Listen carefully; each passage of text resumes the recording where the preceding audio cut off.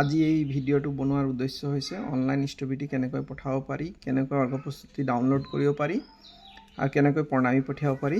সেইকাৰণে এই ভিডিঅ'টো মই আপোনালোকক শিকাই দিব লৈছোঁ। আপোনালোকে চাওক মোৰ লেপটপৰ স্ক্ৰীনত, আপোনালোকে মোবাইলতো কৰিব পাৰে। আৰু প্ৰথমতে আপোনালোকে গৈ কিনে ক্ৰমত গৈ গুগল ক্ৰমত গৈ কিনে আপোনালোকে সাৰ্চ বাৰত গৈ www.satsanga.organization.in ক্লিক কৰিব। লগে লগে খোল খাই আহিব। ইয়াত সৎসংগ ফিলান্থ্ৰপি লিংকটো খুলিব আপোনালোকে। ইয়াত ক্ৰিয়েট এন একাউণ্টৰ অপশ্যন আছে। একাউণ্টটো ক্ৰিয়েট কৰিব লাগিব পোনপ্ৰথমে। তাৰ কাৰণে আমাক ফেমিলি কোডৰ নম্বৰটো প্ৰয়োজন হ'ব।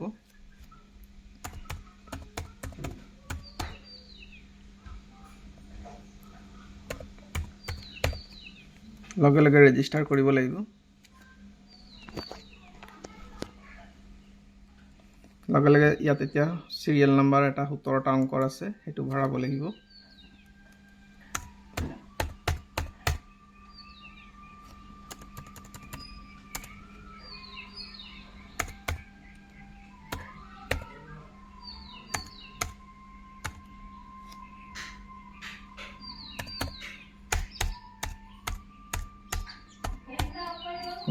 নম্বৰ ভৰোৱাৰ লগে লগে ডেট ভৰাবলৈ আহিব। ডেটটো আমি ইয়াত ভৰাই দিম।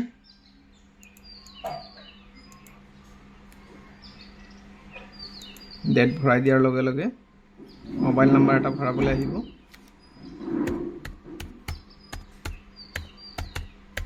মোবাইল নাম্বাৰ ভৰোৱাৰ লগে লগে আমি ৰেজিষ্টাৰ কৰিম একাউণ্টটো। কৰাৰ লগে লগে ইয়াত OTP আহিব। এয়া OTP আহিলে মই গতিকে OTPটো ভৰাই দিছোঁ। ইয়াত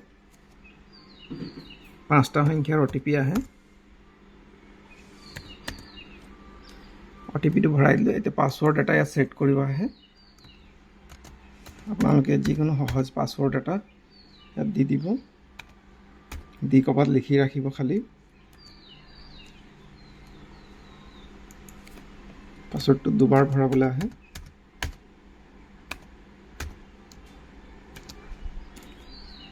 তাৰপিছতে ফাইনেলি ৰেজিষ্টাৰ একাউণ্ট কৰি দিলে একাউণ্টটো ৰেজিষ্টাৰ হৈ গ'ল।